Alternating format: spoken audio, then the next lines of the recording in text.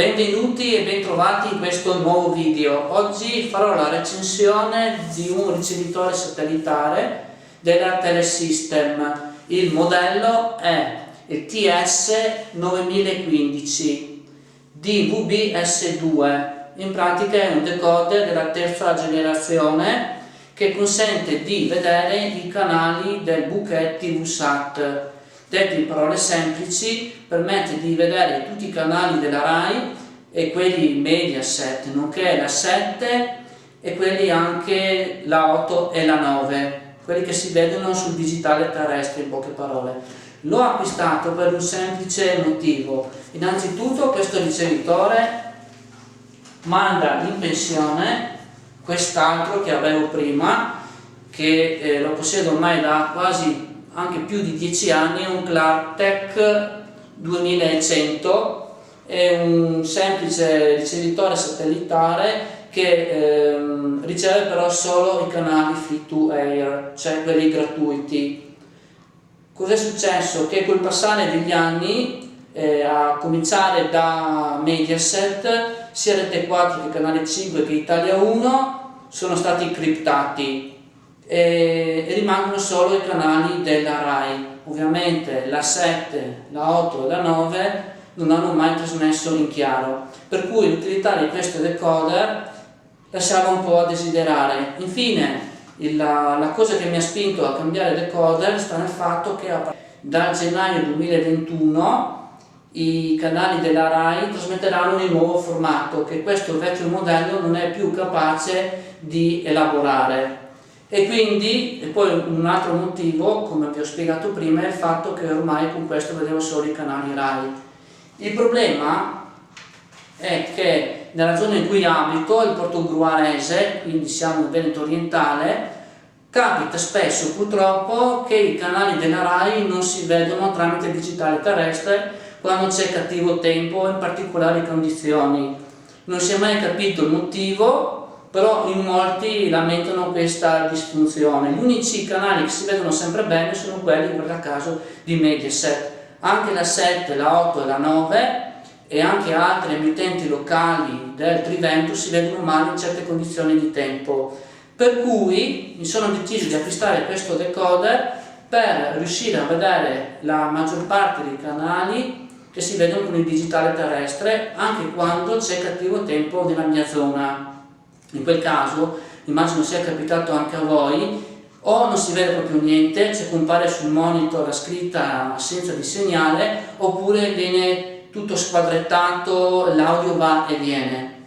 Di conseguenza mi sono deciso e ho acquistato questo decoder. L'ho scelto rispetto alla concorrenza per una serie di caratteristiche. Ha 2 slot dove poter mettere una smart card. La prima è riservata alla Smart TV-SAT che consente di vedere i canali della RAI, di Mediaset, eccetera, eccetera. Infatti, quando si acquista questo decoder, si acquista anche una carta che ha al suo interno. E poi ha anche il display esterno che indica quale canale stiamo adesso vedendo. In più, un'altra funzione da non sottovalutare è la possibilità di registrare su chiavetta o su hard disk esterno i programmi che noi vediamo. E in più un'altra cosa che mi ha spinto ad acquistare questo decoder è il fatto che il telecomando controlla sia il decoder stesso sia anche il televisore che possiedo. In praticamente un telecomando 2 in 1 e quindi questo mi permette di avere solamente un telecomando anziché 2 in cucina. Bene, adesso bando alle chiacchiere e apriamo la scatola così vi mostro che cosa contiene al suo interno. Allora, all'interno della confezione si trova innanzitutto la smart card TV-SAT, quella che consente di vedere, come vi dicevo, tutti i canali della RAI, Mediaset, la 7, la 8 e la 9, eccetera, eccetera, quelli che appartengono al bouquet TV-SAT. Qua c'è il libretto di istruzioni che spiega come si deve attivare la TV-SAT, perché questa scheda deve essere attivata tramite internet. Poi c'è il manuale cartaceo scritto in italiano ed è molto dettagliato, quindi non sono quei libricini da 4 pagine, e in fondo per esempio ci sono anche i codici dei monitor, dei televisori, con i quali puoi abbinare il telecomando, con la funzione appunto di doppio telecomando, certificato di garanzia. E poi abbiamo come accessori, ce ne sono veramente pochi. Allora, il telecomando e l'alimentatore esterno.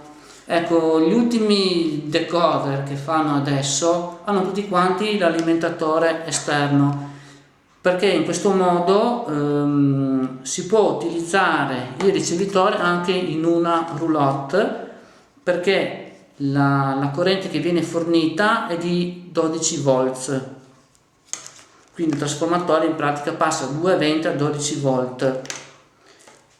Quello che tra gli accessori manca, secondo me, che dovrebbe sempre esserci, sono le batterie. Le dovete procurare 2 batterie tipo AAA, e in più manca anche il cavo HDMI. Il cavo HDMI in pratica sostituisce la classica presa SCART, non so se avete presente, questa qui, quella che collegava anche i videoregistratori e i monitor, ovviamente non dell'ultima generazione, ok?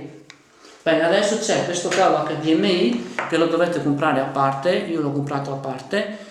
Io ho preso un cavo da 1,5 metri perché mi è più che sufficiente, e spendete circa dai 5 ai 10 euro.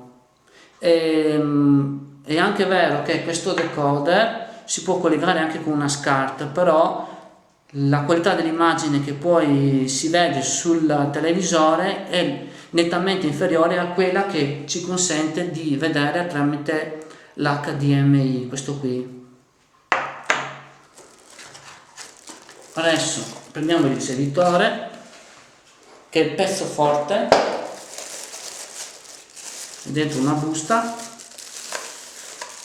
ed allora vediamo subito cosa c'è dietro al televisore. Allora, c'è una presa seriale, che questa qui non ci interessa in quanto è utilizzato solo dai tecnici quando l'apparecchio va all'assistenza. Poi c'è l'ingresso e l'uscita dell'antenna parabolica. In pratica qui si collega il cavo della parabola, e se uno ha un altro decoder satellitare qui ha l'altra uscita. Nel caso mio per esempio non ho ulteriori decoder, quindi utilizzerò solo uno di questi. Poi, come vi dicevo, c'è la presa SCART, quella che ormai è desueta, obsoleta e che non vi consiglio di utilizzare. Poi c'è la presa HDMI, quella che vi dicevo io, che è molto più comoda, permette una visione migliore, si sfrutta appieno la capacità del monitor, del ricevitore, volevo dire la qualità migliore che riesce a produrre.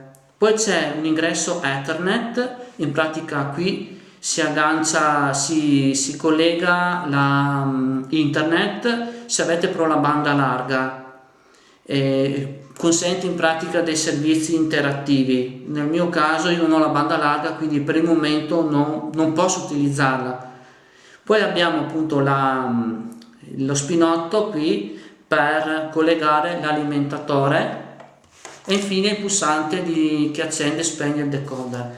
Davanti invece abbiamo, adesso lui è avvolto da una speciale pellicola trasparente perché non si rovini durante il trasporto. Ecco, la togliamo. Tra l'altro è anche molto bello come design. Abbiamo 2 slot per altrettante cam. Io utilizzerò quella che vi ho mostrato prima della TV Sat. Poi qui, che non si vede, c'è il display che vi indica che canale state vedendo. C'è la presa USB anteriore che consente, come vi dicevo prima, di poter registrare su chiavetta o su hard disk dei programmi. Il tasto di accensione e spegnimento anteriore, il pulsante più e meno per spostarsi, per cambiare canale. Qualora voi non aveste più batterie in casa, in caso di emergenza potete usare questi due tasti per spostarvi da un canale all'altro, in quanto tutto il resto delle funzioni, come ormai si sa in tutti i dispositivi, sono attribuiti al telecomando. Bene, allora detto questo, vediamo come si installa il decoder. Allora, la prima cosa che vado a fare io è collegare la presa HDMI che avevo già inserito nel mio televisore nella presa HDMI del decoder.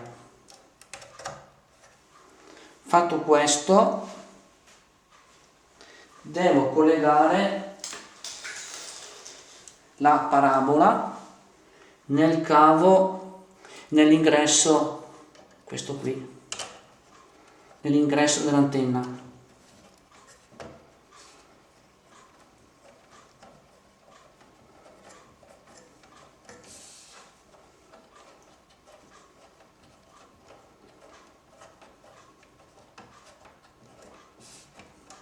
Ok, poi ovviamente l'altra estremità va collegata alla presa a muro della parabola. Ok, fatto questo, il passaggio successivo è quello di collegare l'alimentatore esterno. Qui. Ok.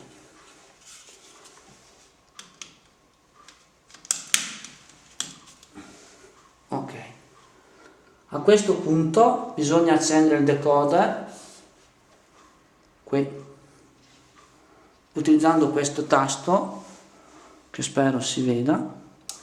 Ecco qua, l'accensione, avete visto le due spie che si sono accese, sono quelle della connessione dell'ingresso Ethernet, quello per internet, che io ovviamente io non ho e quindi non utilizzo.